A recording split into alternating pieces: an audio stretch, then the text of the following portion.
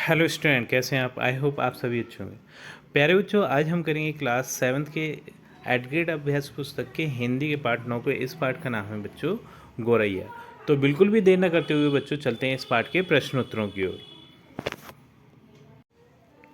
बच्चों, इस पाठ का जो प्रश्न क्रमांक 1 है वो है हरियाली की रानी किसे कहा गया है। तो यहाँ पर बच्चों हरियाली की रानी गोरैया चिड़िया को कहा गया है। प्रश्न क्रमांक 2 है, ये है नीलम की सी नीली आंखें पंक्ति में रेखांकित शब्द है।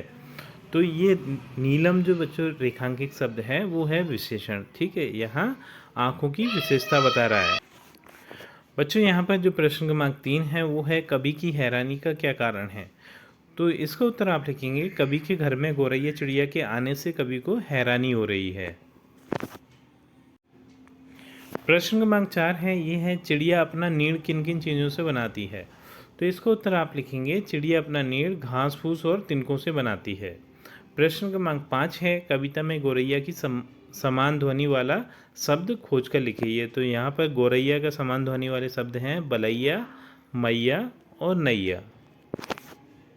6 है, ये है गोरैया से संबंधित कौन सी पंक्ति आपको सबसे अच्छी लगी है।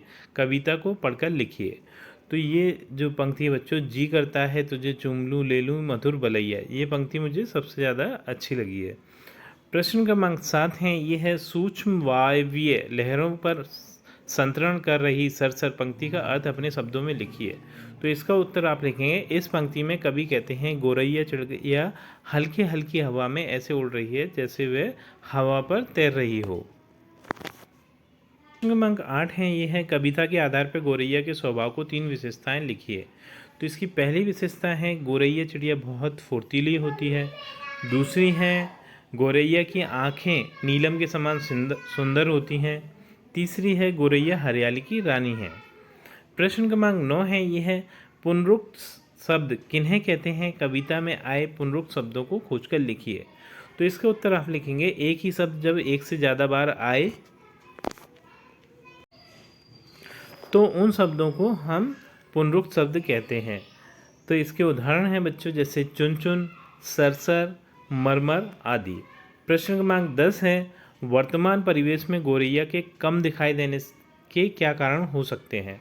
तो इसका उत्तर लिखा है मैंने मोबाइल टावरों से निकलने वाली हानिकारक किरणों की वजह से गोरैया चिड़िया की संख्या दिन प्रतिदिन कम होती जा रही है।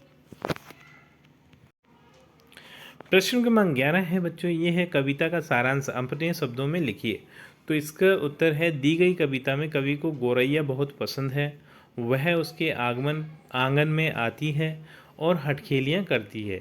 यह सब कवि को बहुत पसंद आता है। कवि गोरैया को अपनी बहन बनाना चाहते हैं। प्रश्न क्रमांक 12 है, ये है गोरैया के अलावा आपको कौन सा पक्षी अच्छा लगता है। उसके संबंध में 8 से 10 वाक्य लिखिए। तो यहाँ पर बच्चों गोरैया के अलावा मुझे मोर बहुत पसंद है। तो यहाँ पर पहला वाक्य है इसका, मोर हमारे देश का राष्ट्रीय पक्षी है। दूसरा है मोर वर्षा ऋतु में नृत्य करता है। तीसरा है मोर दिखने में बहुत ही सुंदर लगता है। चौथा है मोर की आवाज़ बहुत सुंदर होती है। पांचवा है कृष्ण भगवान अपने माथे पर मोर पंख लगाते थे। छठा है मोर की पूंछ पर बहुत सुंदर पंख होते हैं। सातवां है मोर अपने अंडे ज़मीन पर घोंसला बनाकर देता है। तो बच्चों इसी प्रश्न के उत्तर के साथ हमारी ये वीडियो कंप्लीट होती है। आई थिंक ये वीडियो आपको अच्छी लगी होगी। यदि ये वीडियो आपको अच्छी लगी है तो वीडियो को लाइक करिए, चैनल को सब्सक्राइब करिए। आपसे मिलते हैं अपनी अगली वीडियो में।